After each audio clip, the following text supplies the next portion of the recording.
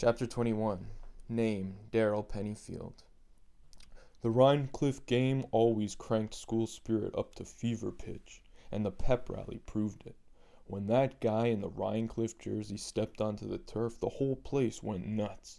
Sure, we understood that it wasn't a real Rhinecliff Raider who had wandered into our stadium, but every single player knew exactly what was supposed to come next.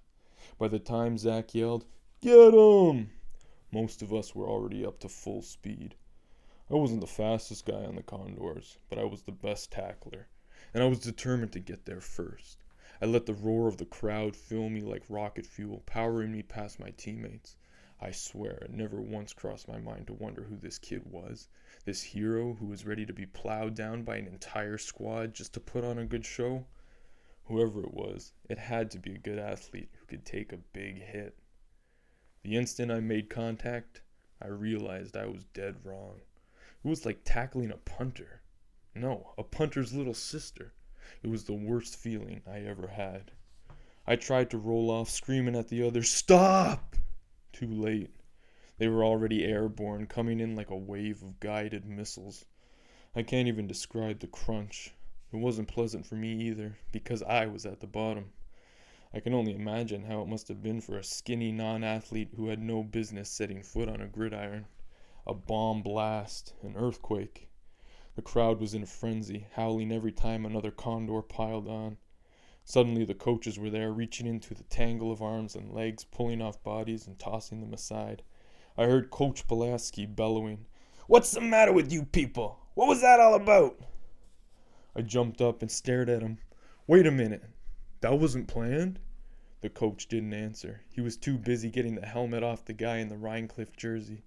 About 30 pounds of hair spilled out onto the turf.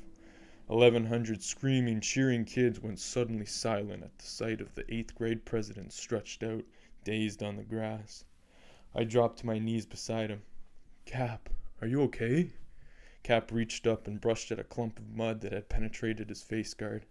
He started to say something, but it came out a low gurgle.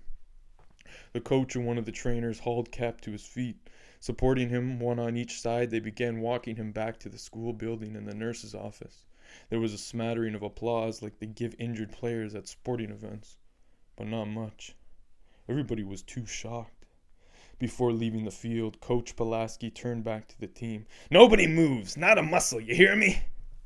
They hustled Cap away. He was taking the occasional step, but if they hadn't been holding him up, he would have been flat on his face for sure. Still silent, the crowd began to file out in an orderly fashion. They fell in line behind Cap and the coaches, like mourners in a funeral procession. There was none of the rowdiness and high spirits from before. Cap's injury had sucked all the pep out of this rally. I looked at my teammates, moving from face to face, not sure if I was upset or just confused. What happened? Why was Cap in that uniform? "I guess he volunteered," offered our kicker. "Volunteered for what? That wasn't supposed to be part of the rally. The coaches knew nothing about it." "Maybe Cap did the whole thing on his own," suggested Jack. "He's a bit of a nut job. Even you have to admit he's no Joe Average." That should have been enough for me. It always had been before. The word of Zach Powers. He was the guy who convinced me I wasn't as stupid as I think I probably am. Before Zach, school was pure torture for me. Imagine spending 180 days a year in a place that's designed to take everything you're not good at and make it important. Zach rewrote those rules for me. School had nothing to do with learning and knowing and getting the right answers. School was about sports and girls and fun and being popular. Because you're good at sports, hang out with the right girls, and have lots of fun. But Zach had gotten so weird lately on the subject of Cap. How could I trust what he was saying? There was something about this disaster that just didn't add up. I was still chewing on it when Coach Pulaski burst back upon us, his face a thundercloud. "If there's one thing I try to teach you besides the fundamentals of football, it's to use your head for something more than a piece for your place to put your helmet. What in God's name were you thinking?" "Honest, Coach," protested one of the receivers. "We didn't know it was Cap." Pulaski's eyes bulged. "But you knew it was somebody! Why would you think it's ever okay for 20 guys to pile on some poor kid like he's a tackling dummy? And not just for his sake. What about your own? You risk your bones, your knees, any chance of playing in high school, and for what? To beat up on a jersey that once belonged to Rhinecliff? Is Cap gonna be okay? I asked in a small voice. Probably, no thanks to you. For crying out loud, Pennyfield, I haven't seen you run that hard all season. Now, I've got to ask you, all of you, who put that boy up to playing kamikaze? I studied my cleats, and everybody else studied theirs. Come on, prodded the coach. Somebody had to know about this. Again, dead silence. Fine, don't tell me. But this isn't over. When Mr. Kasigi gets back, he's gonna ask you about the same questions and probably a lot more. I'm disgusted with every last one of you. We changed and went back to class, but there was no escaping the events of the pep rally. The whole school had been there to see what happened, and no one could talk about anything else. What went wrong? What did the team know? And when did they know it? Was Cap gonna be alright? The speculation got wilder every minute. One rumor actually had it that Cap might take revenge on the team by running us over with a school bus. Come on, I exploded. There's no revenge. It was an accident. Naomi was beyond furious. Oh sure, 20 guys accidentally jumped on him. Okay, that part was on purpose, I admitted. But we didn't mean for it to be Cap. We didn't mean for it to be anybody. It was a stunt, like the guy in the jersey was Rhinecliff. Some stunt, she snapped. Cap has never played football. You could have put him in the hospital.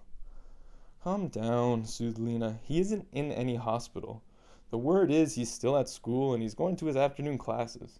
Limping a little, but not really hurt. When Lena used the phrase, the word is, you could take it to the bank. She knew everybody. It was like she had her own private network of spies. I heaved a sigh of relief. I'd been the first to hit Cap after all. The shame brought sudden tears to my eyes. Lena stuck her finger in my face. Don't you start blubbering on me. None of this was your fault. It was Winkleman. I was blown away. Hugh Winkleman? Phil saw him in the office getting bawled out for it. None of us were Winkleman fans, but I couldn't believe Hugh would do anything to hurt Cap. Cap was the closest thing he had to a friend. Not to mention that the wuss didn't have the guts to hurt a fly. Not unless someone else was pulling the strings. I had a haunting vision from lunch yesterday. Hugh at the corner table, deep in conversation with Zach. Those two were worst enemies. Yet they had been hunched over the table almost like they were plotting something. Zach was the captain of the Condors. He knew about the pep rally. He knew the locker room setup and the long-time rivalry with Rhinecliff. And he had a grudge against Cap that was growing bigger every minute. I guess I must have looked like the Incredible Hulk, sickly green and bursting out my shirt in sheer rage. My own best friend, the guy I admired so much that I tried to be just like him. Daryl, what's wrong? Lena asked in alarm. Without answering, I raced down the hall towards Zach's locker, each stride longer than the last. How many times had I gone there to be his sidekick and his yes-man, to tell him that what he wanted to hear? Well, he wasn't going to want to hear this. It was class change, so the corridor was crowded. I kept on moving. There was no point being a linebacker if you couldn't clear a path with your shoulder. If I doubted Zach's guilt, the expression on his face when he saw me gave it all away. He knew I knew. You, I accused. You did that to Cap. You couldn't fight your own battles. You had to use the whole football team as a weapon. He played dumb. What are you babbling about? I didn't do anything to Cap. It was Winkleman. Haven't you heard? It's all over the school. And who put him up to it? I ranted.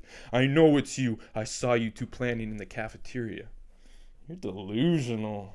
It was classic Zach. The sneering, superior, put-down tone that he used on other people, but never on me. You're just feeling guilty because you're the one who hit him.